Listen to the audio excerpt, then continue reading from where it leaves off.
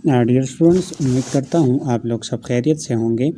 आज हम डिस्कस करेंगे ionic radius, trends and periodic table of ionic radius and why the size of cation is smaller than the parental atom and why the size of anion is greater than the parental parents.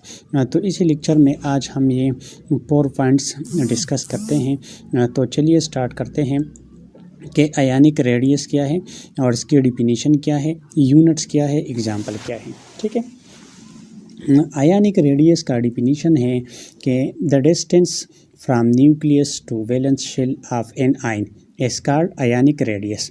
Ionic radius क्या है? ये एक distance है nucleus से valence shell तक। लेकिन ये point याद रखिए कि ये डिस्टेंस एटम का नहीं होगा, ये किसका होगा? ये आयंस का होगा। और आयंस या तो पॉजिटिव चार्ज होगा या नेगेटिव चार्ज होगा। ठीक है, इसी तरह यूनिट्स है आर्मस्ट्रॉम। आर्मस्ट्रॉम बराबर है 10⁻⁻10 मीटर का। और सेकंड यूनिट है नैनोमीटर। Nanometre 10⁻⁻9 metre. और पिकोमीटर बराबर है 10⁻⁻12 मीटर। ठीक है, इसी लेक्चर में आयनिक रेडियस का एग्जाम्पल हम 2 एग्जाम्पल करेंगे, एक सोडियम आयन का और दूसरा हम करेंगे क्लोराइड आयन का। ठीक है, तो there are 2 types of ions. The first one है केटाइन। केटाइन यानी पॉजिटिव चार्ज। और सेकंड है एनाइन। एनाइन है नेगेटिव चार्ज। केटाइन किस तरह बनता है? व्हेन एन एटम लॉस 1 और 2 इलेक्ट्रॉन इज कॉल्ड केटाइन। जब एटम एक या एक से ज़्यादा इलेक्ट्रॉन लॉस करता है तो पॉजिटिव चार्ज बनता है, यानी केटाइन बनता है। ठीक है, इसी तरह when an atom gain electron, जब एक एटम 1 या 1 से ज़्यादा इलेक्ट्रॉन गेन करता है तो नेगेटिव चार्ज बनता है, यानी एनाइन बनता है। ठीक है, इसी तरह आज हम ये भी पढ़ेंगे कि आयनिक रेडियस केटाइन का क्या होगा और आयनिक रेडियस एनाइन का क्या होगा, यानी पॉजिटिव चार्ज का आयनिक रेडियस क्या होगा और नेगेटिव चार्ज का आयनिक रेडियस क्या होगा। ठीक है, और ये क्वेश्चन भी आज हम डिस्कस करेंगे कि why the radius of cation. Cation का रेडियस है ये स्मॉलर होता है देन द पेरेंटल एटम। ठीक है, फर्ज करें मेरे पास ये 2 एटम है, एक सोडियम एटम है और एक सोडियम आयन है। ठीक है, सोडियम एटम के वैलेंस शेल में 1 इलेक्ट्रॉन होता है। जब ये 1 इलेक्ट्रॉन लॉस करता है तो इससे क्या बनता है? Sodium ion. और सोडियम के एटम में शेल कितने होते हैं? 1 2 3। ठीक है, और सोडियम आयन में शेल्स होता है 1 और 2। वैलेंस शेल में 1 इलेक्ट्रॉन होता है। जब ये 1 इलेक्ट्रॉन लॉस करता है तो शेल भी ख़त्म होता है। ठीक है, इसी तरह सोडियम के एटम में वैलेंस शेल में 1 इलेक्ट्रॉन है और सोडियम आयन के वैलेंस शेल में 8 इलेक्ट्रॉन है। ठीक है, यानी 1 एक इसने लॉस किया है। अब सोडियम एटम में शेल 3 है और सोडियम आयन में शेल 2 है। ठीक है, अब सोडियम एटम का जो रेडियस होगा वो एटॉमिक रेडियस होगा। एटॉमिक रेडियस इसीलिए होगा क्योंकि ये एटम है। और एटॉमिक रेडियस का डिफिनीशन हमने किया था कि डिस्टेंस फ्रॉम न्यूक्लियस, यहाँ से लेकर वैलेंस शेल तक जितना फासला है तो इसको हम क्या कहते हैं? Atomic radius. और ये सोडियम आयन है तो इसका रेडियस आयनिक रेडियस होगा, यानी इसी न्यूक्लियस से वैलेंस शेल तक जितना डिस्टेंस है इसी डिस्टेंस को हम क्या कहते हैं? Ionic radius. ठीक है, आयनिक रेडियस सोडियम हैज़, ये पॉइंट नोट कर लें कि sodium atom has high size as compare to sodium ion. Sodium atom का साइज जो है आयनिक एटॉमिक रेडियस ये ज़्यादा होगा और सोडियम आयन का आयनिक रेडियस जो है ये कम होगा। ये क्यों कम होगा? इसके रीज़न है। रीज़न 1 ये है कि sodium atom has 3 shell. Sodium atom के शेल कितने हैं? 3 है। और सोडियम आयन के 2 शेल है। और साइज जो है ये डायरेक्टली प्रोपोर्शनल है number of shell. Greater the number of shell, greater will be the size of an atom. Lower the number of shell, lower will be the size of an atom. चूँकि यहाँ पर 3 atoms हैं सारी यहाँ पर 3 shell है तो size ज़्यादा होगा, यहाँ पर 2 शेल है तो साइज़ क्या होगा, कम होगा। इसी तरह sodium atom has 11 electron and 11 proton. Sodium में 11 इलेक्ट्रॉन है और 11 प्रोटॉन है, जबकि सोडियम आयन में 11 प्रोटॉन है और 10 इलेक्ट्रॉन है।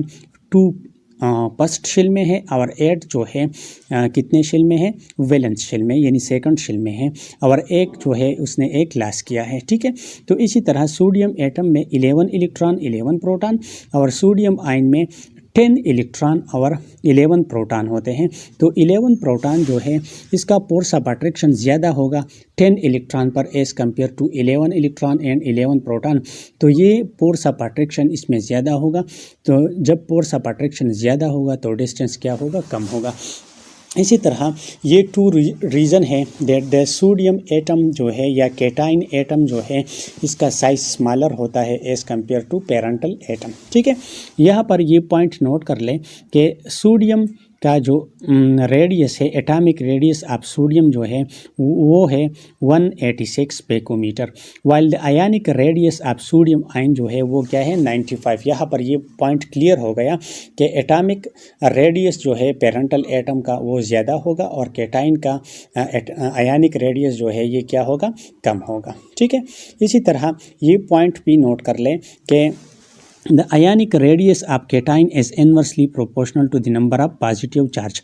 ionic radius जो है यानी ionic radius of cation positive charge का ionic radius जो है ये इन्वर्सली प्रोपोर्शनल होता है नंबर ऑफ पॉजिटिव चार्ज। परस करें एक एटम है और इसी एटम पर +1 चार्ज है। ठीक है, तो इसका साइज बड़ा होगा। ठीक है, इसी तरह ये है मैग्नीशियम +2 चार्ज है, इसका साइज़ क्या होगा, इससे कम होगा। एल्यूमिनियम का इससे कम होगा। इसका मतलब ये है कि एक एटम पर जितना नंबर ऑफ चार्ज जो है पॉजिटिव चार्ज वो ज़्यादा होगा तो साइज़ उतना ही कम होगा। तो ये क्या है, ये कैटाइन का आयनिक रेडियस जो है ये इन्वर्सली प्रोपोर्शनल है number of positive charge. Greater the number of positive charge lower will be the ionic radius and lower the number of positive charge higher will be the ionic radius of that ions. ठीक है, अच्छा, अब हम discuss करते हैं ionic radius of anion. Anion का ionic radius क्या है और एनाइन जो है ये किस तरह फॉर्म होता है। A9 is form when atom 1 gain 1 और मोर इलेक्ट्रॉन। जब एटम 1 या 1 से ज़्यादा इलेक्ट्रॉन गेन करता है तो क्या बनता है, एनाइन यानी निगेटिव चार्ज बनता है। ठीक है, यहाँ पर मेरे पास है क्लोरीन एटम। ठीक है, क्लोरीन के फर्स्ट शेल में 2 इलेक्ट्रॉन, सेकंड शेल में 8 इलेक्ट्रॉन और वैलेंस शेल में 7 इलेक्ट्रॉन होते हैं। ठीक है, इसी तरह ये क्लोरीन एटम जो है ये 1 इलेक्ट्रॉन गेन करता है तो इसके वैलेंस शेल में कितने इलेक्ट्रॉन होता है, 8 इलेक्ट्रॉन। तो जब ये 1 इलेक्ट्रॉन गेन करता है तो इस पर 1 नेगेटिव चार्ज आता है और इसी एटम को फिर हम क्या कहते हैं, क्लोराइड आयन, और ये क्या है, क्लोरीन एटम। ठीक है, अब ये पॉइंट भी याद रखिए कि the size of anion is always greater than the parental atom. Size of anion जो है, एनाइन का आयनिक रेडियस जो है यानी निगेटिव आयंस का आयनिक रेडियस जो है ये ग्रेटर होता है as compare to parental atom. Reason क्या है, by gaining of electron the attraction of nucleus decrease on electron. जब एक इलेक्ट्रॉन या एक से ज़्यादा इलेक्ट्रॉन ऐड होता है वैलेंस शेल में, ठीक है, तो वैलेंस शेल में न्यूक्लियस का जो फोर्स ऑफ अट्रैक्शन है वैलेंस इलेक्ट्रॉन पर ये कम होता है। जब ये फोर्स ऑफ अट्रैक्शन कम होता है तो साइज जो है, आयनिक रेडियस जो है ये क्या होगा, इंक्रीज होगा। सेकंड रीज़न है due to the addition of electron the repulsive force among the electron increases. जब एक इलेक्ट्रॉन या एक से ज़्यादा इलेक्ट्रॉन एक शेल में ऐड होता है तो इन्हीं इलेक्ट्रॉन के दरमियान, यहाँ पर जो इलेक्ट्रॉन होते हैं इनके दरमियान क्या होता है, रिपल्सिव फोर्स इंक्रीज होता है। जब रिपल्सिव फोर्स इंक्रीज होता है तो ये एक दूसरे को रिपल करता है जिसकी वजह से साइज ऑफ एटम जो है वो क्या होता है, इंक्रीज होता है। ठीक है, इसलिए हम कह सकते हैं as a result of this 2 reasons the anion size जो है वो क्या होता है, इंक्रीज होता है as compare to parental atom. ठीक है, यहाँ पर ये पॉइंट नोट कर लें कि atomic size of chlorine atom जो है वो क्या है, क्लोरीन एटम का, जिसके वैलेंस में 7 इलेक्ट्रॉन है, 99 पिकोमीटर है, वाइल आयनिक रेडियस या आयनिक साइज ऑफ क्लोरीन आयन जो है वो क्या है, 181 पिकोमीटर। ठीक है, इसी तरह हम ये कह सकते हैं कि आयंस का, एनाइन का जो आयनिक रेडियस है यानी निगेटिव चार्ज का जो रेडियस है वो ज़्यादा होगा as compare to parental atom. ठीक है, अब डिस्कस करते हैं trends of ionic radius in periodic table. तो पहले हम डिस्कस करेंगे ट्रेंड्स इन ग्रुप का ट्रेंड्स जो है वो आज हम डिस्कस करेंगे। ठीक है, और सेकंड हम डिस्कस करेंगे पीरियड। ठीक है, तो ionic radius decrease in a period, ionic radius जो है ये पीरियड में क्या होता है, डिक्रीज होता है। और इसका रीज़न ये है कि जब हम लेफ्ट से राइट की तरफ जाते हैं इन अ पीरियड तो न्यूक्लियर चार्ज इंक्रीज होता है या इफेक्टिव एटॉमिक नंबर जो है वो क्या होता है, इंक्रीज। इफेक्टिव एटॉमिक नंबर का मतलब है number of proton in the nucleus. जब number of proton in the nucleus increase होता है तो फोर्स ऑफ अट्रैक्शन भी इंक्रीज होता है। जब फोर्स ऑफ अट्रैक्शन इंक्रीज होता है तो डिस्टेंस क्या होगा, डिक्रीज होगा। इसी तरह ग्रुप्स में ट्रेंड्स हैं कि ionic radius decrease down the group में आयनिक रेडियस जो है ये क्या होगा, ये डिक्रीज होगा। और इसका रीज़न ये है due to adding of new shell. जब हम टॉप से बॉटम की तरफ आते हैं तो एक शेल जो है ये क्या होता है, शेल 1 by 1 ऐड होता है। तो इसी वजह से जब शेल इंक्रीज होता है तो डिस्टेंस इंक्रीज होगा, जब डिस्टेंस इंक्रीज होता है तो रेडियस जो है, आयनिक रेडियस जो है ये क्या होगा, इंक्रीज होगा। इसी तरह ये पॉइंट भी नोट कर लें कि ionic radius of anion is directly proportional to the number of negative charges. Ionic radius of cation जो है ये इनवर्सली प्रोपोर्शनल है number of positive charges, while ionic radius of anion, negative charge का ionic radius जो है ये directly proportional है number of negative charge. Greater the number of negative charge, lower will be greater the number of negative charges, greater will be the size of ionic radius of anion. Lower the number of negative charges of an anion, lower will be the size of that anion.